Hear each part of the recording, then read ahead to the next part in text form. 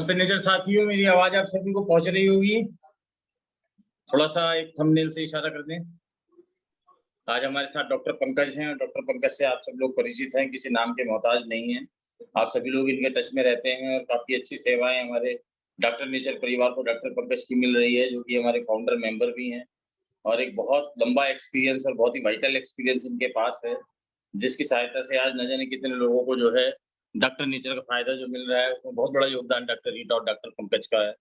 दोस्तों, आज का जैसा कि टॉपिक है सूत्र का हमारे डायबिटीज को लेकर के, डॉक्टर पंकज जो कि इसके एक बहुत अच्छे एक्सपर्ट हैं और स्पेशलिस्ट हैं, वो आप सब लोगों का मार्गदर्शन करेंगे और किस प्रकार से आप डायबिटीज के पेशेंट्स को जो है डॉक्टर नेचर के प्रोडक्ट से लाभान्वित कर सकते हैं। क्योंकि ये एक ऐसी बीमारी है जिस बीमारी से ग्रस्त होने के बाद में आदमी सोचता है कि जिंदगी भर अब मुझे दवाएं ही खानी है, और जो एलोपैथिक दवाइयां वो धीरे धीरे उनके किडनी पर, उनके लंग्स पर जो है वो प्रभाव डालती हैं, उनको नुकसान पहुंचता है। तो ये सभी टिप्स बिट्स जो हैं डॉक्टर नेचर की जो प्रोडक्ट्स हैं, ये किस प्रकार से इनके अंदर जो है फायदा पहुंचाते हैं, और क्या एक्चुअली इस डायबिटीज की निटी-ग्रिटी है, क्या ये ताना बाना है जो हमारे आसपास गूंज जाता है और हम लोग ना चाहते हुए भी इसके अंदर उलझे हुए रहते हैं। तो उसके बारे में आपको एक बहुत अच्छी क्लैरिटी आज डॉक्टर पंकज के द्वारा दी जाएगी। और साथियों, मैं बताना चाहूंगा कि आप जो सूत्र की ट्रेनिंग सभी लोग अटेंड कर रहे हैं, आप सब लोग को इससे निश्चित रूप से लाभ मिल रहा होगा। और इसमें जो सर्टिफिकेट के लिए परसों एग्जाम होगा, कल लास्ट डे होगा इसका और परसों एग्जाम होगा। एग्जाम में वही लोग एलिजिबल रहेंगे जिन्होंने सितंबर के महीने में 5000 बीवी का बिजनेस किया है, उन्हीं को सर्टिफिकेट जो है वो दिए जाएंगे। बाकी मेरे पास काफी फोन इस तरीके के आते हैं कि सर हमने एग्जाम दिया था, हमारा रिजल्ट नहीं आया है, हमारा सर्टिफिकेट कब आएगा। तो मैं उनको बार बार बताना चाहता हूँ, यदि आप एलिजिबल हैं, आपने जो है 5000 बीवी का जो है अपने उसमें किया है, तो आपको सर्टिफिकेट दिया जाएगा। अदरवाइज आप एग्जाम भी देते हैं तो आपका सर्टिफिकेट तभी मिलेगा जबकि आप उसके लिए एलिजिबल होंगे। तो जितने भी लोग जिन्होंने सितंबर के महीने के अंदर इसको एलिजिबल किया था, अपने 5000 बीवी का उन्होंने बिजनेस करके सूत्र में के अंदर भागीदार बने थे, सूत्र के सर्टिफिकेट के लिए एलिजिबल हैं, उन सभी को ये सर्टिफिकेट जो है वो एग्जाम पास करने के बाद में भिजवा दिए जाएंगे। और मैं ज्यादा समय न लेकर के डॉक्टर पंकज को आमंत्रित करूंगा कि डॉक्टर पंकज आएं और अपने सेशन को स्टार्ट करें। Please welcome doctor Pankaj. Thank you Pritam ji. दोस्तों नमस्ते नेचर सभी को, और जो लोग नए हैं उनको मैं अपना इंट्रोडक्शन दे देता हूँ। So myself doctor Pankaj and I am working with doctor nature since last 1 year as a in research in consultation. So अब काफ़ी जो पुराने हैं जो डॉक्टर नेचर से एसोसिएट हैं, तो उनको हमारा जो वर्किंग प्रोफाइल है कि हम लोग किस तरह से कंसल्टेशन या ट्रेनिंग्स या हम लोग जो एजुकेशन का प्रोग्राम को हैंडल करते हैं, तो उससे वो लोग वेल नोन हैं। और मैं आशा करता हूँ कि जो नए डिस्ट्रीब्यूटर एसोसिएट हुए हैं वो लोग भी इस जो ट्रेनिंग शेड्यूल्स होता है, कंसल्टेशंस होती हैं, या फिर जो भी सपोर्टिव जो चीज़ें हैं डॉक्टर नेचर में जो प्रोवाइड करा रही हैं, उनको बड़े सीरियस ढंग से लेंगे, उसको इम्प्लीमेंट करेंगे, बड़ा ध्यान से सुनेंगे। तो आज बहुत इम्पोर्टेंट टॉपिक है जिसमें मैंने काफ़ी बार पहले भी ट्रेनिंग्स ली हैं, तो अभी थोड़ा सा मैंने हल्का सा इसमें और भी चीज़ें ऐड की हैं ताकि और क्लियर हो जाए। तो आज हम स्टार्ट करते हैं disease prevention and diabetes management. तो दोस्तों आपको पता होगा प्रिवेंशन का मतलब क्या होता है, डायबिटीज क्या है। प्रिवेंशन ये है कि हमको डायबिटीज हो ही ना, ठीक है, क्यों ना हो डायबिटीज, इतनी बड़ी प्रॉब्लम क्यों है, हम लोग बार बार डायबिटीज के बारे में क्यों बात कर रहे हैं, डॉक्टर नेचर में इतना डायबिटीज को लेके इतना क्यों हुआ है, इसके बारे में कुछ डिटेल्स है जो मैं आपसे शेयर करना चाहूंगा, जिसके बाद में आपको खुद को भी लगेगा कि हाँ it's a very chronic problem. Okay, so अभी मॉर्टेलिटी ड्यू टू डायबिटीज मतलब कि मृत्यु दर जो है डायबिटीज में, आप देखोगे अगर मैंने 5 रोग लिए हैं ये वाले, ठीक है, कार्डियोवैस्कुलर को हटा दो क्योंकि कार्डियोवैस्कुलर ये हार्ट के डिजीजेस भी इतनी भी होती है, मोस्ट ऑफ द डायबिटीज के कारण ही हो रही है, ठीक है। तो अभी आप देखोगे 5 मिलियन, 1 मिलियन मतलब 10 लाख, 5 करोड़ लोग डायबिटीज से, ठीक है, 2015 में डेथ हुई थी। और आप देखोगे कि एचआईवी एड्स से मरने वालों की संख्या कितनी है, 1.5 मिलियन। ट्यूबरक्लोसिस से मरने वालों की संख्या कितनी है, 1.5 मिलियन। मलेरिया, डेंगू या इस तरह की बीमारियों से 0.6 मिलियन। तो देखोगे आप 5 टाइम 10 टाइम्स ये मोर्टेलिटी को इंक्रीज कर रही है, या फिर एक मृत्यु दर को बढ़ा रही है डायबिटीज। तो इसलिए इसके लिए बहुत कंसर्न होना बहुत जरूरी है, इसके बारे में एजुकेटेड होना बहुत जरूरी है, इसलिए डायबिटीज के लिए बहुत डिसिप्लिनरी होना बहुत जरूरी है, ठीक है। ये नंबर ऑफ डायबिटीज जो डायबिटिक्स है ग्लोबली, मैंने यहाँ पर एक पूरा वर्ल्ड मैप लिया है, इसमें आप देखोगे कि जो वर्ल्ड के अंदर 2015 में 415 मिलियन थे, और अभी 2040 के अंदर इसकी 42 मिलियन होने की संभावना है, जिसमें आप देखोगे कि साउथ ईस्ट जो एशिया है वो अकेले बहुत काफी लीड कर रहा है, जिसमें अपना इंडिया आ गया, प्लस अपन ये वेस्टर्न पैसिफिक में जाते हैं तो चाइना है, तो ये भी बहुत लीड कर रहा है। ठीक है, तो वेस्टर्न कंट्रीज में अपने पिछले 10 सालों में डायबिटीज बहुत बढ़ी है, लेकिन 20 सालों में, लेकिन पिछले 10 साल से 2010 या 2015 से इंडिया उनसे चौगुनी रफ्तार से बढ़ रहा है। ठीक है, उसका ट्रेंड मैं आपको दिखाता हूँ आगे कि सन 2000 के अंदर कितने थे डायबिटीज के, 32 मिलियन, मतलब कि 3 करोड़ 20 लाख। 2006 में 40 मिलियन, 4 करोड़ लोग। 2025 के अंदर लगभग 7 करोड़ लोग, 2030 के अंदर 8 करोड़ से ऊपर होने की संभावना है। तो आप देखिए ना, एक पॉपुलेशन का अगर अपन मान के चलें कि अगर इंडिया की भाई पॉपुलेशन कंट्रोल के अकॉर्डिंग अगर 1 करोड़ 1 करोड़ 30 ये 1 अरब 30 करोड़ के आसपास अगर जनसंख्या होती है, तो कितनी 10% पॉपुलेशन डायबिटीज से प्रभावित है या फिर डायबिटीज जो बीमारी है उनके अंदर आ गई है। ठीक है, इसके बहुत सारे रीजंस हैं, बहुत सारे कारण हैं जिसके बारे में बताऊंगा, प्लस उन इस 2030 में इस संख्या तक हम लोग कैसे पहुंचने से रुक सकते हैं। ठीक है, हमारा अचीवमेंट क्या रहेगा, इंडिया का अचीवमेंट क्या रहेगा कि 2030 में हम लोग इतना डायबिटीज पेशेंट हमारे इंडिया में ना हो, क्योंकि ये अपने देश के अंदर बहुत अर्थव्यवस्था पे बुरा प्रभाव डालता है। हम लोग फार्मा कंपनी से बहुत सारी मेडिसिन लेते हैं, प्लस जो पर्सन होता है, जो डायबिटीज के कारण जो पर्सन इफेक्ट हुआ है उसकी कार्य क्षमता बहुत घट जाती है। ठीक है, इससे क्या होता है कि अपना जो वर्किंग कैपेसिटी है इतना नहीं रहेगा, तो इंडिया में की जो वर्किंग पॉपुलेशन है वो बहुत अफेक्टेड हो जाती है।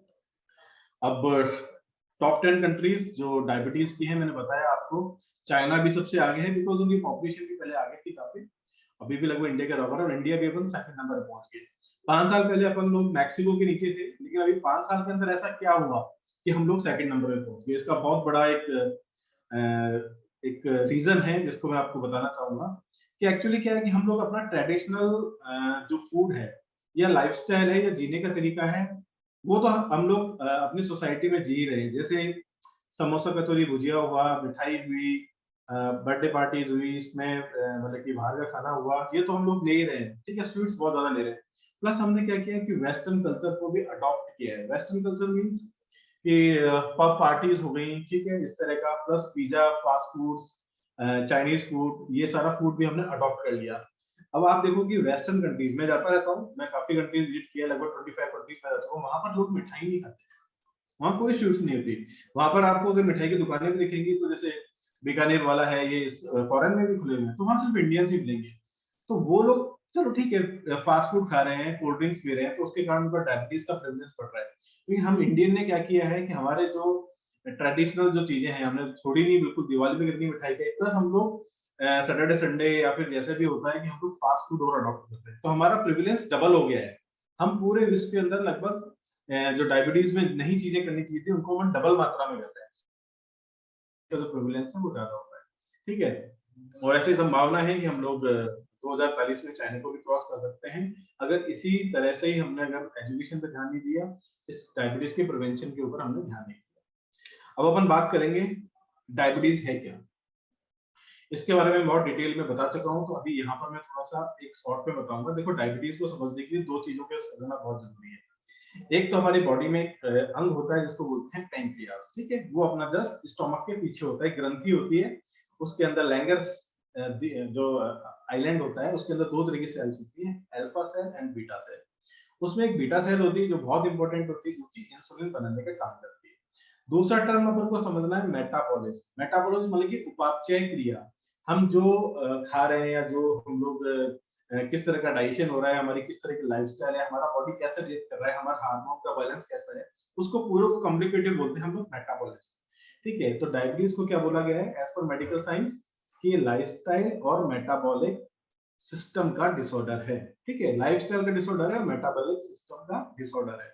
डिसऑर्डर का मतलब है अव्यवस्थित हो जाना दोनों चीजों का। ठीक है, अब नॉर्मल मेटाबॉलिक सिस्टम क्या है कि हम लोग कोई भी खाना खा रहे हैं, ठीक है, खाना हमारे पेट में पचता है, जैसे प्रोटीन है वो अमीनो एसिड्स में कन्वर्ट होगा, अपना फैट है, ठीक है। इसी तरह से जो कार्बोहाइड्रेट के रूप में जैसे रोटी चावल बहुत सारी चीजों में कार्बोहाइड्रेट होता है, वो हमारे पेट में जाकर ब्रेक होता है और ग्लूकोज में कन्वर्ट हो जाता है।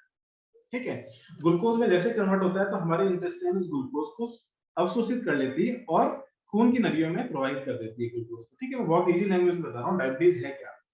ठीक है, अब क्या करता है ग्लूकोज जो शुगर है फ्लो इन ब्लड, ठीक है, अपने ब्लड के अंदर फ्लो करता है, ग्लूकोज अपने खून के साथ में फ्लो कर रहा है, ठीक है। और फिर क्या करता है कि वो सेल्स में एंटर होके, ठीक है, कोशिकाओं में एंटर होके, भाई अपनी नलियां होती हैं, फिर छोटी नलियां होती हैं, केशिकाएं बोलते हैं जिनको, उनके थ्रू सेल्स में एंटर होने के बाद में हमारी बॉडी को ऊर्जा प्रदान करता है, एनर्जी प्रदान करता है, ठीक है। ये क्या हुआ, नॉर्मल प्रोसेस हुआ, ठीक है। बल्कि after every food intake glucose increase in blood, ठीक है। हम हमेशा जब भी खाना खाते हैं हमारा ग्लूकोज बढ़ जाता है, फिर एक स्टेबल रहता है। स्टेबल कैसे रहता है कि हमारा कुछ ग्लूकोज, जो एक्सेस ग्लूकोज होता है, वो लीवर में और हमारी मसल्स में संग्रहित रहता है। जैसे ही बॉडी की आवश्यकता होती है, यदि हमने लंबे समय तक भूखे रहे या फिर हमको एकदम से ग्लूकोज की आवश्यकता हुई, अगर हम तो दौड़ रहे हैं या भाग रहे हैं या फिजिकल एक्टिविटीज कर रहे हैं, तो वो ग्लूकोज स्टोरेज जो है वो रिलीज हो जाता है, ठीक है। अब मैंने बताया था पैंक्रियास के बारे में कि वो एक एंडोक्राइन ग्लैंड है जिसमें बीटा सेल्स होती है और वो इंसुलिन को सिक्रेट करती है। इंसुलिन क्या है, एक हार्मोन है, ठीक है। अब जैसे ही अपन ने कार्बोहाइड्रेट खाया, ठीक है, ग्लूकोज अपने ब्लड में बहने लगा, तो पैंक्रियास को एक ब्रेन से संदेश मिलता है कि भाई ब्लड के अंदर ग्लूकोज आ गया है, अब इंसुलिन को आप निकाल के बीटा सेल से और ब्लड में पहुंचाओ, ठीक है। तो ब्लड में क्यों पहुंचाओ उसके बारे में मैं आपको बताऊंगा। अच्छा, presence of right amount of insulin secretion maintain the normal level of glucose.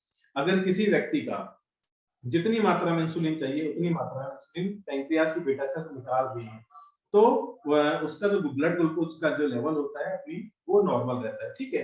अब इंसुलिन का काम क्या है, इंसुलिन क्या काम करता है, इंसुलिन क्या है कि एक चाबी की तरह काम करता है, ठीक है, सेल्स के डोर को ओपन करने के लिए, क्योंकि सेल्स के जो चारों ओर होता है उसके अंदर होते हैं इंसुलिन रिसेप्टर्स जिनको बोलते हैं, ठीक है। तो अभी जो ब्लड के अंदर ग्लूकोज बह रहा है इंसुलिन के द्वारा सेल्स में एंटर होके एनर्जी प्रदान करते हैं। जिन व्यक्तियों की इंसुलिन कम बन रहा है या फिर इंसुलिन की कार्य करने की क्षमता सही नहीं है, तो वहां पर क्या इंसुलिन रिसेप्टर के अंदर इंसुलिन काम नहीं करेगा, तो वो ग्लूकोज सेल में जाने के बाद कोशिकाओं के जाने के अलावा वो थोड़ा बहुत ही जाएगा। अगर उसका फंक्शन कम है तो थोड़ा ग्लूकोज सेल्स में एंटर होगा। अगर इंसुलिन बिल्कुल नहीं है तो सारा ग्लूकोज कहाँ पर इकट्ठा रह गया, खून के अंदर, ब्लड के अंदर। तो अपन जैसे ही चेक करते हैं सुबह फास्टिंग, तो हमको या फिर अपन पीपी चेक करते हैं तो हमको क्या लगता है, हमको क्या पता पड़ता है कि यार हमारी तो शुगर ज्यादा है, इसको बोलते हैं डायबिटीज। जो शुगर सेल्स में जाकर एनर्जी देने वाली थी, वो इंसुलिन के कम होने से या इंसुलिन की क्वालिटी के खराब होने से या इंसुलिन रेजिस्टेंस होने के कारण ब्लड में ही पड़ी रह गई, इसके कारण व्यक्ति को डायबिटीज, ठीक है। तो जैसे स्लाइड में लिखा हुआ है कि insulin works like a key to unlock the door to cells and help glucose to enter the cells, ठीक है। बाकी जो ग्लूकोज बच जाता है वो भी इंसुलिन हेल्प कर रहा है उसको लिवर में और अपने ये मसल्स में संग्रहित होने के लिए, ओके। तो बहुत इजी प्रोसेस से मैंने आपको डायबिटीज बताया कि डायबिटीज क्या है। अब जैसे मैंने बताया था कि मेटाबॉलिक सिस्टम डिपेंड, अच्छा अपना जो मेटाबॉलिक सिस्टम है वो किस पर डिपेंड करता है, खाना जो आप खा रहे हो, आपके पैंक्रियास का क्या फंक्शन है, ठीक है। किसी भी पैंक्रियास में बीटा सेल्स का डिस्ट्रॉय हो जाना, खत्म हो जाना, या कि बीटा सेल्स का प्रॉपर काम नहीं करना, इडियोपैथिक है। इडियोपैथिक है अननोन रीजन, ठीक है। एलोपैथी साइंस वाले क्या बताएंगे, सर ऑटोइम्यून डिसऑर्डर हुआ है बॉडी के अंदर, किस तरह की एलर्जीज हुई है कि इनकी बीटा सेल्स डिस्ट्रॉय हो गई, इसके कारण डायबिटीज हुई है, ठीक है। लीवर का फंक्शन एंड लाइफस्टाइल, ठीक है।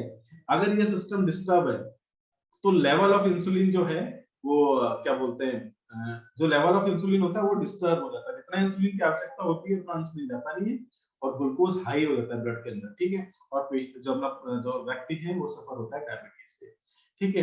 तो अब इनमें क्या है, इंसुलिन तो सिक्रेट हो रहा है या फिर कम सिक्रेट हो रहा है या फिर एब्सेंस हो रहा है, ये डायबिटीज के प्रकार से पता पड़ता है कि डायबिटीज कौन कौन से प्रकार की होती है। एक प्रकार के अंदर इंसुलिन कम बन रहा है, उसकी क्वालिटी अच्छी नहीं है, और एक प्रकार के अंदर इंसुलिन एब्सेंस होता है, इंसुलिन होता ही नहीं। अब मेन रीजन मैं आपको बहुत इंपॉर्टेंट चीज बता रहा हूँ, क्या कारण है डायबिटीज होने के। Genetic heredity, 50% of chance if parent is diabetic. देखो अगर माँ बाप को डायबिटीज है तो बच्चे में 50% तो डायबिटीज के चांस रहते ही है। अब अपन को प्रिवेंटिव, आज अपना क्या है, प्रिवेंशन कैसे रखना है अपन को, उसको अपना बीएमआई 26 से ज्यादा नहीं होने देना। बीएमआई किसको बोलते हैं, अपना वजन इनटू डिवाइडेड बाय हाइट का स्क्वायर, ठीक है। तो अगर उस बच्चे का बीएमआई 26 से नीचे है, मतलब वो ओबीज नहीं है, या फिर उसका जो वेस्ट 30 से नीचे, 32 से नीचे है, तो उसको डायबिटीज की संभावना या तो 40 साल बाद होगी या 50 साल बाद होगी। लेकिन अगर उसका बीएमआई 30 से ऊपर है, उसका वेस्ट 36 से ऊपर गया, जब कमर की नाप होती है ना, जींस पहनते हैं कि 36 ले रहे 34 का, तो उसकी 30 साल के अंदर, 35 साल के अंदर डायबिटीज होने की संभावना हो जाती है, ठीक है।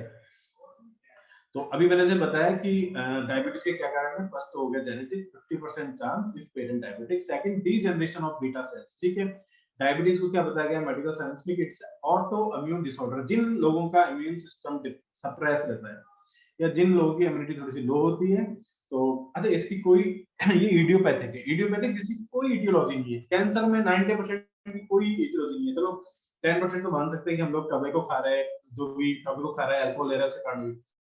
लेकिन वो पेशेंट होते हैं 10%, 90% पेशेंट ने कुछ नहीं खाया होता, कुछ नहीं पिया होता, लेकिन फिर भी उनकी जो कैंसर है वो हो जाता है। मतलब कि उनको रीनल कैंसर हो जाएगा, ब्रेस्ट का कैंसर हो जाएगा, सर्विस का कैंसर हो जाएगा, थ्रोट का हो जाएगा, प्रोस्टेट का हो जाएगा। इनको बोलते हैं अननोन। मतलब कि मेडिकल साइंस इतनी एडवांस है, फिर भी इनके कारणों को ढूंढ नहीं पाई है, ठीक है। तो बॉडी में ऑटोइम्यून जो डिसऑर्डर है उसके कारण एलर्जीज होती हैं, और हमारी जो मैंने बताया आपको पैंक्रियाज में जो बीटा सेल्स है उनका डीजनरेशन मतलब क्या होता है, क्षय, उन सेल्स का खत्म होना स्टार्ट हो जाता है, ठीक है। जो मैंने आपको पहले ही बताया कि ये क्यों होता है, लॉस ऑफ इम्यूनिटी, जिनकी इम्यूनिटी सप्रेस रहती है। चौथा बड़ा कारण है डायबिटीज का ओबेसिटी, क्योंकि इसमें क्या होता है, हमारे शरीर में फैट इकट्ठा होता है, ठीक है। मान लीजिए कोई इंसान है 70 केजी का, उसका पैंक्रियाज भी उस हिसाब से बना हुआ है इन द यंग एज, ठीक है, यंग एज या 20 या 25 की एज में। मान लीजिए वो एज 30 या 35 के बाद में उसने अपना वजन कर लिया 110 किलो। अब पैंक्रियाज तो इंसुलिन बना रहा है 70 किलो के लिए, और आपका वजन कितना हो गया 110 किलो। उससे क्या होगा कि इंसुलिन की मात्रा कम रहेगी, इंसुलिन पूरे ग्लूकोज को सेल्स में नहीं डाल पाएगा और आपके ब्लड में ग्लूकोज रहेगा। प्लस क्या होता है, ज्यादा फैट होने के कारण सेल्स के चारों ओर एडिपोज जो टिश्यू है उसकी लेयर हो जाती है, जिससे इंसुलिन रिसेप्टर इतने क्लियर दिखते नहीं। इंसुलिन रिसेप्टर क्लियर नहीं दिखते तो इंसुलिन काम नहीं कर पाता उन सेल्स के ऊपर। तो जो ग्लूकोज को सेल्स के अंदर जाके एनर्जी देना चाहिए वो ग्लूकोज ब्लड में ही रहता है और डायबिटीज हो जाती है। जो 500 बड़ा कारण है इम्बैलेंस डाइट। जो मैंने आपको बताया कि अपन जो ट्रेडिशनल कल्चर्स में अपन क्या ले रहे हैं, जो स्वीट्स है प्लस अपना चावल है, रोटी है, ज्यादा लेते हैं। What are these are the carbohydrates, ठीक है। शुगर है, फैट एक्सेस में ले रहे हैं अपन लोग, चाहे वो सैचुरेटेड ऑयल हो, पाम ऑयल हो, या फिर अपना घी, किस तरह की चीजें हैं वो बहुत ज्यादा ले रहे हैं। तो ये फूड्स अगर अपन इम्बैलेंस, मतलब एक एक तो होता है बैलेंस चीज कि हाँ भाई ठीक है, थोड़ा सा अपने रोटी ले लिया, थोड़ा सा चावल ले लिया, थोड़ा सा शुगर ले लिया, ऐसा करके एक लिमिटेड मात्रा में लेना, तो it's not create an issue, but imbalance। अगर अपन इसको अपर्याप्त मात्रा, क्या इम्बैलेंस को क्या बोलेंगे, मतलब कि अनइक्वल मात्रा में ले रहे हैं, किसी दिन तो खूब सारी रोटियां खाते जा रहे हैं, या फिर अपन बाकी चीजें लेते ही नहीं है, फ्रूट्स नहीं लेते, तो उनको डायबिटीज होने की संभावना बहुत ज्यादा रहती है। छठा कारण है डिफेक्ट इन इंसुलिन सिक्रेशन, ठीक है। इंसुलिन एक्शन और क्वालिटी, किसी भी तरह से बॉडी में कुछ इस तरह के हार्मोन्स इम्बैलेंस हुआ कि जो इंसुलिन हार्मोन जो बन रहा है तो बीटा सेल्स में जो प्रॉपर वे में नहीं बन रहा, प्लस उसकी क्वालिटी है वो इतनी अच्छी नहीं है, ठीक है। तो उससे क्या होगा कि इंसुलिन तो बॉडी के अंदर बन रहा है but it's not working properly in the cells, okay. 7th number है फिजिकल इनएक्टिविटी, ठीक है। सबसे बड़ा कारण ये भी है सेडेंटरी लाइफस्टाइल। हम लोग जो अलग बुरा जीवन जीते हैं या फिर अपनी बॉडी को बिल्कुल वर्कआउट नहीं देते हैं, उससे क्या होता है कि एक तो फैट इंक्रीज होता है, ठीक है। दूसरा क्या है कि पैंक्रियास जो है वो प्रॉपर वे में काम नहीं कर पाता, फिजिकल इनएक्टिविटी रहती है, ब्लड सर्कुलेशन प्रॉपर नहीं होता ऑर्गन्स के अंदर। अगर अपन फिजिकल एक्टिविटी प्रॉपर रखते हैं तो ब्लड सर्कुलेशन बहुत अच्छा होता है ऑर्गन्स के अंदर, and they working very good, और राइट अमाउंट में जो हार्मोन चाहिए होता है बॉडी को वो बना के देते हैं, ओके। अब अपन बहुत क्लियर है टाइप ऑफ डायबिटीज। अब जैसे अभी अपन क्या, अपन कॉमन लोग हैं सारे के सारे, ठीक है। इसमें कई डॉक्टर्स हैं, कई नॉर्मल एसोसिएट हैं, कई लेमैन पर्संस हैं, ठीक है। तो मैं बहुत डेप्थ में नहीं जा रहा क्योंकि डायबिटीज के तो 4-5 प्रकार होते हैं, टाइप 1, टाइप 2, मोडी होता है, लाडा होता है, जीएसटी होता है, जेस्टेशनल डायबिटीज होती है। अपन मेनली जिसके बाद में बात करेंगे जो कि 90% डायबिटीज जो जिसमें है टाइप 1 एंड टाइप 2 के बारे में, ठीक है। और जो प्रेग्नेंट वुमेन्स को जो डायबिटीज होती है उसको बोलते हैं जेस्टेशनल डायबिटीज, ठीक है। उसमें हमेशा ध्यान रखना, प्रेग्नेंट वुमेन्स जो डायबिटीज होती है उसमें टैबलेट्स कभी नहीं दी जाती, या तो पेशेंट ट्रीट होता है इंसुलिन से या फिर हर्बल मेडिसिन के द्वारा, ठीक है। क्योंकि उनका जो बच्चा है वो अंदर खराब हो सकता है उन दवाइयों से। हमेशा ध्यान रखना, मैं ये रिमोट एरिया के लोगों को कहना चाह रहा हूँ, किसी भी अगर प्रेग्नेंट वुमेन के डायबिटीज हुई तो जरूर डॉक्टर से कंसल्ट करके ही उसका ट्रीटमेंट स्टार्ट करवाना चाहिए, ठीक है। अब मैं बात करता हूँ टाइप 1 डायबिटीज की। तो जितनी भी दुनिया में डायबिटीज है उसका 10% क्या है, टाइप 1 है। टाइप 1 में क्या होता है, किन पेशेंट्स को ज्यादा होती है, जिनकी एज 20 साल से नीचे है, ठीक है। उनको आप देखने को मिलेगा कि उनके माता पिता को डायबिटीज की हिस्ट्री नहीं होती, ठीक है। अब इनको डायबिटीज क्यों हुई, वही वीडियो करते हैं, कोई कारण नहीं पता।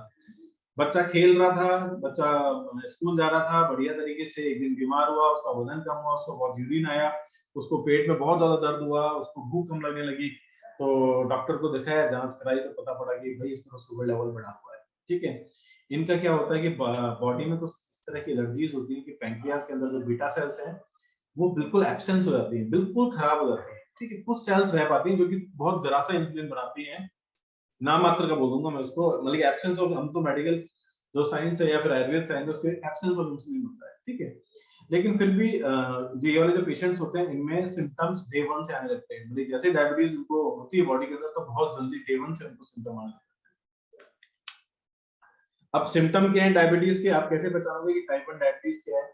देखो मैंने बताया ना कि ग्लूकोज ब्लड के अंदर है, ठीक है, वो ब्रेन को एक्टिव करेगा कि भाई ब्लड के अंदर बहुत सारा ग्लूकोज आ गया, तो आप बार बार यूरिनेशन कराओ, तो ब्रेन से किडनी को संदेश मिलता है बार बार यूरिनेशन के, तो उन व्यक्तियों को बार बार पेशाब आता है। ठीक है, अब जो ग्लूकोज है सेल्स में जाकर ऊर्जा देने का काम करना चाहिए, लेकिन वो सेल्स में नहीं जा पा रहा, तो उस व्यक्ति को क्या महसूस होगी, बहुत टायर्डनेस, थकान महसूस होगी।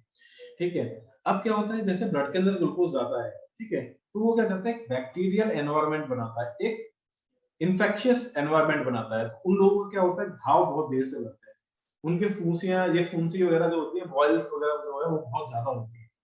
ठीक है, अगर उनके लेंस के अंदर या लेंस के पीछे जो फंडस होता है, लेंस ही बोलेंगे इसको, फंडस के अंदर अगर डायबिटीज के कारण अगर उनकी वेसल्स अफेक्टेड हुई है तो उनको ब्लड विजन धुंधला दिखाई देता है, और वीकनेस होती है क्योंकि उनका बॉडी का फैट यूज होता है, बॉडी का ग्लूकोज यूज होता है, एक्टिव यूरिनेशन के कारण, तो वो बहुत लीन एंड थीन होते हैं, मतलब कि पेशेंट्स वो लीन एंड थीन होते हैं, इतने मोटे नहीं होते। ठीक है, अपन डायबिटीज के अब 3 पी साइंस के बारे में बात करेंगे। जो फर्स्ट पी क्या है, पॉलीडिप्सिया। पॉलीडिप्सिया क्या होता है, बार बार प्यास का लगना। पॉलीफेजिया, बार बार भूख का लगना। पॉलीयूरिया मतलब कि बार बार यूरिन आना। तो डायबिटीज के कितने मेन सिम्टम क्या हुए, 3 पी साइंस। आप बोलोगे ना किसी को कि डायबिटीज के symptom 3 P science, first P polydipsia, second P polyphagia, third P polyuria. इन पेशेंट्स को क्या होता है, पेट में बहुत दर्द होता है और वॉमिटिंग बहुत ज्यादा होती है टाइप 1 वालों को, क्योंकि कीटोन की मात्रा बढ़ जाती है इनके अंदर, क्योंकि एकदम तो शुगर एकदम हाई लेवल पे होता है, तो किडनी में इफेक्टेड करता है, तो उस किडनी का पोटेशियम को निकालने की जो है क्षमता वो थोड़ी सी कम हो जाती है, पोटेशियम बॉडी के अंदर इकट्ठा होता है, इसको बोलते हैं कीटो एसिडोसिस। ये थोड़ी साइंटिफिक टर्म्स है, लेकिन मैं आपको जनरल भाषा में बताता हूँ, तो उनको पेट का दर्द मिलेगा, आपको वॉमिटिंग मिलेगी ऐसे पेशेंट्स में, और मैंने जैसे बताया कि इनको सिम्टम पहले दिन से आने स्टार्ट होते हैं। अब टाइप 2 के बारे में बात करेंगे, जो कि बहुत बहुत मोस्ट कॉमन डिजीज है या फिर बहुत ज्यादा होती है, जितने भी डायबिटीज के पेशेंट्स है वर्ल्ड के अंदर उसमें 90% जो है वो टाइप 2 है। वो कब होती है, 30 से 40 की एज में। मेन रीजन क्या है, जो मैंने आपको 7 कारण बताए थे पहले, heredity, genetic, obesity, bad lifestyle, metabolic disorder, insulin resistance. ये 6-7 कारण हैं, किसी को किसी के कारण भी हो सकते हैं। कहीं को हेरिडिटी के कारण हो गई, किसी को बैड लाइफस्टाइल के कारण हो गई, किसी को मेटाबॉलिक डिसऑर्डर हो गया उसके कारण हो गई। ठीक है, इनमें क्या होता है, इंसुलिन तो होता है, बल्कि बीटा सेल्स इतनी खराब नहीं हुई होती, लेकिन वो इनसफिशिएंट होता है, मतलब जितनी मात्रा में बॉडी को चाहिए ना उतनी मात्रा में इंसुलिन नहीं होता, लेस सेंसिटिव होता है। मैंने आपको बताया ना, सेल्स के चारों ओर जो होती है वो इंसुलिन रिसेप्टर्स होते हैं। ठीक है, तो वो उन रिसेप्टर्स को वो इंसुलिन नहीं ढूंढ पाता, क्योंकि उसकी सेंसिटिविटी एक क्वालिटी है वो थोड़ी सी खराब हो जाती है। तो जैसे मैंने बताया ना, quite enough of insulin but not doing proper work in the body. Okay, तो अभी मैं बताना चाहूंगा आपको कि जब डायबिटीज अगर किसी को होती है तो टाइप 1 के अंदर तो बहुत लेट आती है, क्योंकि वो बच्चों में हो रही है, तो उनकी आंखें खराब होना, बीपी होना बहुत लेट आता है। लेकिन टाइप 2 वालों को आपको क्या मिलेगा, साथ वाली बीमारी मिलेगी आपको, भाई बहन वाली बीमारी, जैसे बीपी मिलेगा उनको, हियरिंग प्रॉब्लम मिलेगी, उनको कोलेस्ट्रॉल लेवल हाई मिलेंगे, सीकेटी मिलेगी, किडनी की डिजीज मिलेंगी। तो इस तरह की बीमारी भी उनके आपको साथ में मिलेंगी। ओके, तो अच्छा, इसमें ये एक बहुत बड़ी अजीब चीज है कि ये आजकल साइलेंट होने लगी। जो 3 पी साइन जो बताया ना मैंने, बार बार प्यास लगना, भूख लगना, कई पेशेंट्स में ये नहीं होता। अभी कई पेशेंट्स क्या होता है कि किसी का एक्सीडेंट हो गया तो वो सर्जरी कराने जा रहा है, तो सर्जन लिखता है कि सर आपको ये टेस्ट कराने पड़ेंगे, इसमें शुगर का होता है, कई पीटी आईएनआर इसमें टेस्ट होता है। तो पेशेंट को पता पड़ता है कि यार मेरे को शुगर 300 आ रही है, मेरे को पता ही नहीं, मेरा कभी ना थकान हुई ना मुझे बार बार यूरिन आया। तो अभी जो लाइफस्टाइल डिसऑर्डर या फिर बीमारियां भी क्या है, अपने आप को म्यूटेट करती है। सन 2000 के दशक में जो डायबिटीज वाले पेशेंट्स बिल्कुल क्लियर कट उनको सिम्टम आते थे, लेकिन अभी पिछले 20 साल में इतने चेंजेस हुए हैं ह्यूमन बॉडी के अंदर कि आजकल चीजें साइलेंट होने लगी हैं। लाइक आपने सुना होगा साइलेंट हार्ट अटैक्स, ठीक है, साइलेंट ये डायबिटीज है, कई बार क्या होता है, हम लोग इंश्योरेंस कराते हैं किसी कंपनी से, या फिर हम लोग लॉन्ग टर्म प्लान लेते हैं या टर्म प्लान लेते हैं, फिर कंपनी वाले बोलते हैं सर आपका टेस्ट कराइए सर आप, उसके बाद में हम लोग प्रोवाइड करेंगे। तब पता पड़ता है यार डायबिटीज है, हमें तो पता ही नहीं पड़ा हुआ था। ठीक है, तो ये चीज ज्यादा खतरनाक है। डायबिटीज के सिम्टम आके अगर डायबिटीज का डायग्नोस हो जाए तो उसको क्योर करना या फिर उसको कंट्रोल करना, क्योर तो क्या बहुत मुश्किल काम होता है, डायबिटीज को रिवर्सिबल करना, उसके लिए पेशेंट सपोर्ट 70% चाहिए होता है और मेडिकेशन 30% चाहिए होती है। इसके बारे में मैं आपको बताऊंगा। अब जैसे मैंने आपको बताया टाइप 1 और टाइप 2 के बारे में, तो आप इस स्लाइड में देखेंगे कि टाइप 1 बिल्कुल सडन होती है, पता ही नहीं पड़ेगा, बच्चा 4-5 दिन पहले या मतलब कि 8-10 दिन पहले एकदम ठीक था और एकदम से उसको हो गई। ठीक है, एनी एज में, लेकिन मैंने बताया था 20 साल से नीचे की होती है। बॉडी की हैबिट्स कैसी, वो लिथिन एंड नॉर्मल होगा, वो पेशेंट पतला होता है। कीटो एसिडोसिस जो मैंने बताया था कॉमन होता है इस टाइप 1 के अंदर। ठीक है, ऑटो जो एंटीबॉडीज होती है वो यूजुअली प्रेजेंट होती है, इसके लिए हम लोग कराते हैं टेस्ट गैड एंटीबॉडीज। ठीक है, और दूसरा टेस्ट होता है सी पेप्टाइड करके, ये भी अपन करवा सकते हैं, कंसल्टेशन लेके आप लोग करवा सकते हैं कि सर हमको पता लगाना है कि इसको टाइप 1 है टाइप 2। बहुत इजी है, आप हमको केस भेजिए, मैं तुरंत 1-2 टेस्ट बताऊंगा, उससे बिल्कुल क्लियर कर देता है, कोई कंफ्यूजन नहीं है। ठीक है, और जैसे मैं बताया था एंडोजेनस जो इंसुलिन होता है वो लो और एब्सेंट होता है, मैंने कहा था ना आपको कि उनमें या तो एब्सेंट हो गया लो होगा, और इसमें क्या नॉर्मल भी होता है, डिक्रीज भी होता है और इंक्रीज भी होता है। अब है कॉन्कोर्डेंस विद आइडेंटिकल ट्विन्स, मतलब कि जो अगर जुड़वा बच्चे हैं तो उसमें 50% चांस रहते हैं और टाइप 2 डीएम में तो 90% तक चांस रहते हैं। तो ये पूरा टाइप 1 और टाइप 2 के बारे में जो डिफरेंशिएशन है कि हम लोग कैसे डिफरेंशिएशन कर सकते हैं, तो ये है। ठीक है, तो अपने लिए मुश्किल केस कौन सा है, टाइप 1। ठीक है, टाइप 2 अपने लिए बहुत इजी है। अगर अपन को जो मैं आगे बताने वाला हूँ, अगर प्रिवेंटिव अप्रोच करते हैं हम लोग डॉक्टर नेचर वाले, ठीक है, अगर हम लोग प्रिवेंटिव अप्रोच करते हैं, सतर्कता रखते हैं, या फिर उस डायबिटिक जो पेशेंट है या तो होने वाला है या हो चुका है उसके बारे में एक अच्छी नॉलेज रखते हैं, प्लस इस ट्रेनिंग की या फिर ये जो एजुकेशन की अच्छी नॉलेज रखते हैं, तो 100% आप डायबिटीज वाले पेशेंट्स को ठीक कर सकते हैं। ठीक है, अच्छा अब आप या कैसे पता लगाएंगे कि पेशेंट को डायबिटीज है? पेशेंट को बोलना 8 घंटे भूखा रहेगा, आपको ऐसा लगता है कि यार इसको बार-बार यूरिन के सिम्पटम आ रहा है, तो आप लोग भी डायग्नोस कर सकते हैं। It's not a big test, कोई ऐसा बड़ा टेस्ट नहीं है। हर एक मेडिकल स्टोर पे ग्लूकोमीटर और स्ट्रिप्स अवेलेबल होती हैं, हर एक लैब के अंदर फास्टिंग का होता है, उसको 8 घंटे भूखा रखा, उसका फास्टिंग का टेस्ट कराए, अगर वो 126 से ऊपर है, 126 आप सोच रहे हो सर ने 126 ही होगा, ये एडीए गाइडलाइन है, अमेरिकन डायबिटीज एसोसिएशन की गाइडलाइन कि 126 से ऊपर है तो पेशेंट को बोलेंगे हम लोग डायबिटीज। या फिर उसका ब्लड शुगर रैंडम या खाना खाने के 2 घंटे बाद में 200 से ऊपर है, ठीक है, समझ में आ गया, तो उसको पेशेंट को क्या बोलेंगे हम लोग, पेशेंट डायबिटिक। अगर उसका हीमोसाइलेट जो हीमोग्लोबिन है एचबी1सी जिसको बोलते हैं, वो अगर 7% से ऊपर है तो उसको बोलेंगे डायबिटिक पेशेंट। ठीक है, डायग्नोज हो जाता है।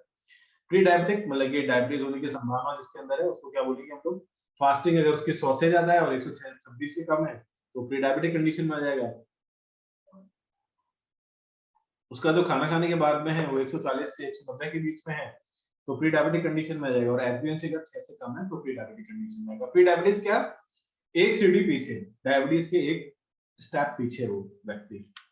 ठीक है, अच्छा लेटेस्ट रिसर्च और डायग्नोसिस क्या है कि अभी जो साइंटिफिक रिसर्च है उसमें बताया कि फास्टिंग इतना इफेक्टिव नहीं होता किसी भी डायबिटीज के डायग्नोसिस के लिए, क्योंकि कई बार लीवर भी सिक्रेट करता है सुबह, क्योंकि हम लोग क्या नाश्ता लेट करते हैं तो बॉडी को ग्लूकोज की आवश्यकता होती है, तो लीवर अपन क्या करता है स्टोरेज ग्लूकोज को बाहर निकालता है।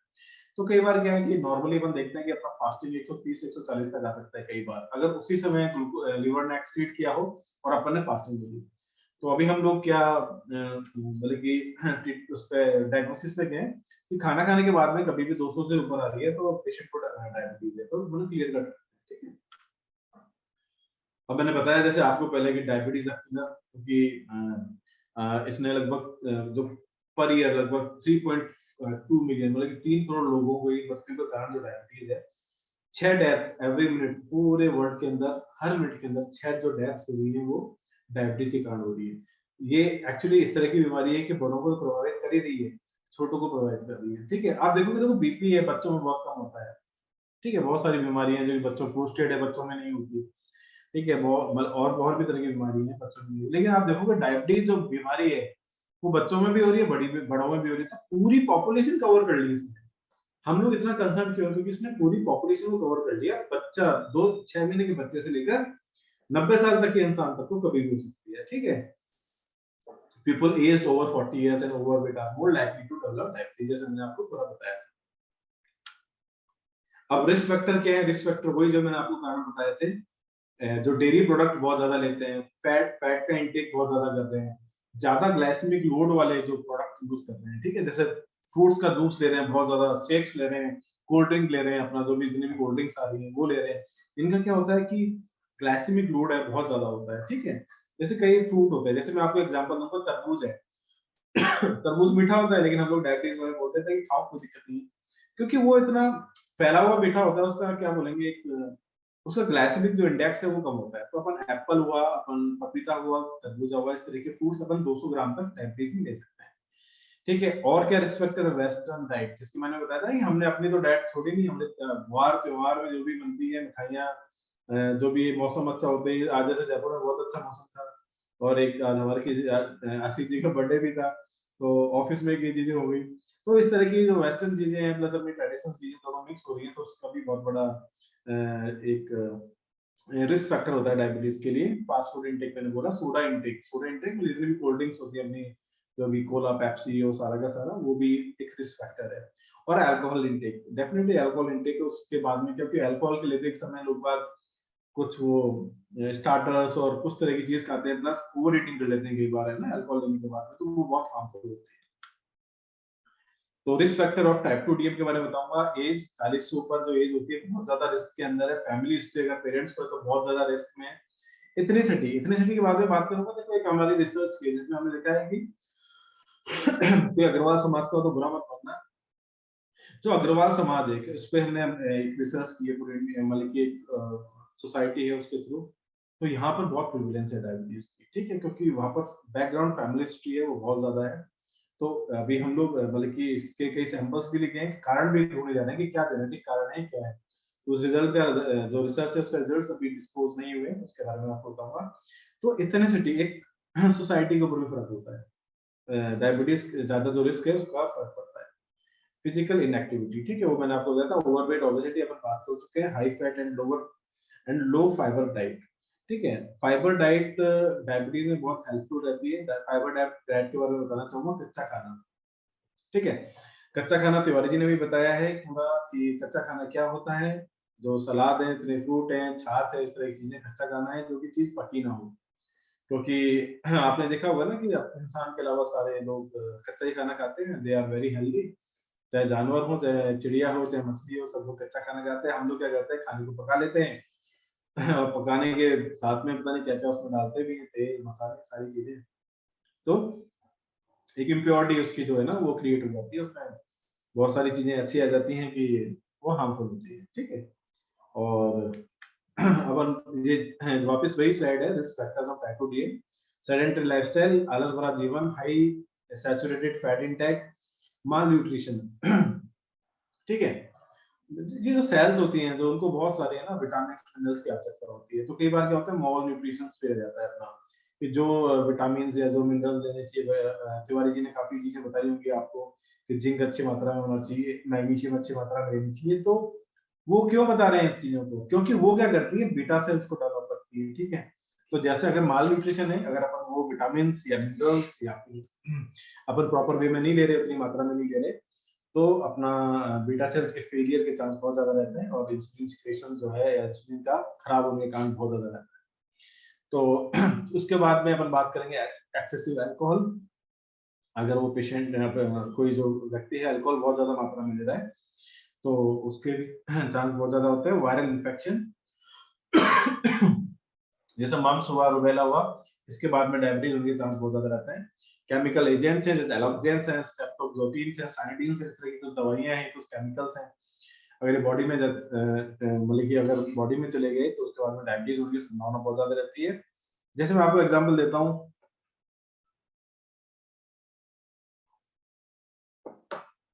स्टेरॉइड्स हैं। अगर डॉक्टर स्टेरॉइड देता है तो आप देखोगे नई डायबिटीज निकल के आई है। मैंने बताया ना कि डायबिटीज के प्रकार बात करें, बहुत सारे प्रकार है। स्टेरॉइड इंड्यूस्ड डायबिटीज, ठीक है, स्टेरॉइड दे दिया ट्रीटमेंट में तो उसके कारण पेशेंट को डायबिटीज हो गई। क्या करें? एक चीज को ठीक करने के लिए स्टेरॉइड दिए गए, लेकिन दूसरी चीज एक बहुत बड़ी बीमारी डायबिटीज पैदा हो गई। तो स्टेरॉइड कोई भी डॉक्टर लिख रहा है, उसके बिल्कुल असेंशियल हो तो ही लेना होगा, ठीक है। अनअसेंशियल हो या फिर अन मतलब कि प्रिस्क्राइब मेडिकेशन तो आप नहीं लें। ठीक है। अब मैंने बताया कि देखो डायबिटीज कोई ऐसी कोई बीमारी नहीं है, डायबिटीज कभी आपको हार्म नहीं करेगी, लेकिन डायबिटीज के कारण बहुत सारे अंगों में बहुत सारी प्रॉब्लम हो जाती है। प्रॉब्लम क्यों होती है? सिंपल है, अगर ब्लड के अंदर ग्लूकोज इकट्ठा है तो क्या होता है, ब्लड थोड़ा गाढ़ा हो जाता है। ठीक है, सिंपल बात मैं बता रहा हूँ आपको। या और क्या होता है कि छोटी-छोटी आर्टरी, छोटी-छोटी वेन्स के अंदर वो शुगर का डिपोजिशन, चीनी हो जाती है, चीनी का डिपोजिशन जैसा होता है, शुगर का डिपोजिशन चालू हो जाता है। उससे क्या होता है कि उन नलियों के अंदर ब्लॉकेज, ठीक है, न्यूरॉन्स में जो क्षमता है, जो क्या बोलते हैं, इलेक्ट्रिसिटी, जो इलेक्ट्रिक वेव्स होती है अपने ब्रेन से जो निकलती हैं, वो प्रोहिबिटेड होती है, वो रुकती है। तो अभी आपको बताऊंगा मैं माइक जो डायबिटीज के कारण जो कॉम्प्लिकेशन है, फर्स्ट कॉम्प्लिकेशन है माइक्रो एंजियोपैथी, छोटी नसों की बीमारी। जैसे न्यूरोपैथी, न्यूरोपैथी क्या होती है ये मैं और डिटेल में बता चुका हूँ, इसलिए अभी मैं थोड़ा सा शॉर्ट में बताऊंगा। पाँव में सूनापन, रेटिनोपैथी मैंने बताया था, जैसे ब्लड वीजन होता है। नेफ्रोपैथी किडनी की समस्या है। अब दूसरा जो मेन जो है वो मैक्रो एंजियोपैथी मतलब बड़ी नसों की बीमारी है, जिसमें कार्डियक डिजीज, ठीक है, अगर हार्ट के अंदर ब्लॉकेज हुआ, हार्ट के अंदर जो सप्लाई कर रही है, जो वेन से आर्टरी जो सप्लाई कर रही है, उसमें ब्लॉकेज हुआ तो क्या हुआ, हार्ट अटैक आया। अगर ब्रेन की अगर क्या बोलते हैं ब्लॉकेज हुआ तो क्या हुआ, पैरालिसिस, स्ट्रोक आएगा, टीआईए आएगा। ठीक है, अगर अपने जेनिटल ऑर्गन के अंदर ब्लड फ्लो प्रॉपर्ली नहीं है तो क्या होता है, नपुंसकता, ईडी बोलते हैं, इरेक्टाइल डिस्फंक्शंस। ठीक है, तो पेशेंट्स को क्या होती है, इंपोर्टेंसी, नपुंसकता आती है। सो डायबिटीज क्या है, main cause of many disease, पूरी चेन है। जिस डायबिटीज एक जड़ है, फिर वो एक पेड़ बनता है, पेड़ के कारण बहुत सारी शाखाएं जो कि अनेकों बीमारियां बनती है। ठीक है, जैसे मैंने बताया पेड़ के बारे में, तो देखिए आप 15 से 25 साल के अंदर हार्ट डिजीज और स्ट्रोक 70% लोगों को होता है, जिनको डायबिटीज है उनको 70% लोगों को डायबिटीज वालों को स्ट्रोक और ये हार्ट की समस्या रहती है। 10 से 20% वालों की किडनी खराब हो जाती है। 15 साल के बाद में 2 से 10% लोगों की आंखें खराब हो जाती है, नर्व डिजीज हो जाती है। 50% लोगों में नर्व डिजीज होती है, उनको सूनापन हो जाता है, उनको कुछ चीज महसूस नहीं होती। कई तो पेशेंट ऐसे आते हैं मेरे पास में कि सर सुबह काट के पाँव पता ही नहीं पड़ा, तो घाव लेके आए। इस तरह की आप देखें ना कितना कॉम्प्लिकेशन है डायबिटीज के कारण। ये मैंने एक बहुत अच्छा डायग्राम है कि डायबिटीज तो है, लेकिन वो कितना प्रॉब्लम कर रही है। ठीक है, अपन ऊपर से चलते हैं तो सबसे पहले ब्रेन में क्या क्या चीजें हो रही है, विजुअल इंपेयरमेंट, डायबिटिक रेटिनोपैथी, आंखों की जो बीमारी है। कैटरेक्ट भी उन पेशेंट में ज्यादा होता है या जल्दी होता है, जिनको डायबिटीज या ग्लूकोमा उन पेशेंट्स को बहुत जल्दी होता है। स्ट्रोक, पैरालिसिस के चांस उनको बहुत ज्यादा होते हैं। अपन थोड़ा नीचे आते हैं तो दिल की बीमारियां उन पेशेंट्स में सबसे ज्यादा होती है जिनको डायबिटीज है। ठीक है, किडनी की डिजीज उन पेशेंट्स में सबसे ज्यादा होती है। बैक्टीरियल एंड फंगल इंफेक्शन जो स्किन के अंदर होता है, उन पेशेंट्स को ज्यादा होता है जिनको डायबिटीज है। सेक्सुअल डिसफंक्शन उस पेशेंट्स को ज्यादा होता है जिनको डायबिटीज है। एथेरोस्क्लेरोसिस, पांव की नसों में या फिर और नसों में जो ब्लॉकेजेस होते हैं, जैसे पोर्टल हाइपरटेंशन है, इस तरह की जो बीमारियां वो भी डायबिटीज वाले पेशेंट्स में ज्यादा होती है। तो अब नीचे आते हैं अपन, पेरिफेरल वैस्कुलर डिजीज, पांव की नसों में अगर ब्लॉकेज आ जाता है तो क्या होता है, गैंग्रीन हो जाता है। क्योंकि नस ब्लॉक हो गई तो खून की सप्लाई पंजे तक नहीं हो पाएगी, तो वहां पर क्या खून सप्लाई नहीं हो तो पहले वो काला होगा, फिर घाव होगा, उसके बाद में हड्डियों तक फैलेगा, इन्फेक्शन फैलेगा। तो मैंने बताया फिर उससे क्या होता है, लास्ट के अंदर गैंग्रीन या अल्सरेशन होता है, या तो छोटे छोटे घाव हो जाते हैं या फिर पाँव का कालापन हो जाता है। तो लास्ट में अगर ये अगर बॉडी को हार्म करता है तो पाँव को काटना पड़ता है। हमारे हॉस्पिटल में कई पेशेंट्स आते हैं, जो मैं देखता हूँ 4 से 5 दिन के अंदर किसी एक पेशेंट की एक अंगुली कट रही होती है, किसी का एक अंगूठा कट रहा होता है। मतलब बताना चाहूंगा कि डायबिटीज इनिशियल स्टेज से वेरी नॉर्मल, सब लोग बहुत कैजुअल लेते हैं, लेकिन जब ये अपना असर दिखाना चालू करती है उसके बाद में तो लिटरली हमें ऐसा लगता है कि नहीं भाई इस डायबिटीज के बारे में तो बहुत कंट्रोल करना बहुत जरूरी है। अब मैंने जैसे बताया कि ये सारी बीमारी क्यों हो रही है डायबिटीज वाले पेशेंट्स को, मैंने बताया आपको थिकनेस ऑफ ब्लड, ब्लड गाढ़ा हो जाता है, स्लो बहता है गाढ़ा होने के कारण। तो बेचारी जो सेल्स हैं, जो हमारे अंग हैं, जो हमारी ग्रंथियां हैं, उनको प्रॉपर वे में ब्लड नहीं मिलता, एनर्जी नहीं मिलती, ऑक्सीजन नहीं मिलता, नरिशमेंट नहीं मिलता। ठीक है, इसके कारण क्या होता है, हमारी जो आर्टरीज है, वेन है, सेल्स है, ऑर्गन्स नॉट वर्किंग प्रॉपर्ली। क्योंकि और स्लो ब्लड के अंदर क्या होता है, आपको ब्लॉकेज भी ज्यादा होते हैं, इसलिए हम पेशेंट में पैरालिसिस और अपनी जो हार्ट की समस्या है वो ज्यादा होती है। ठीक है,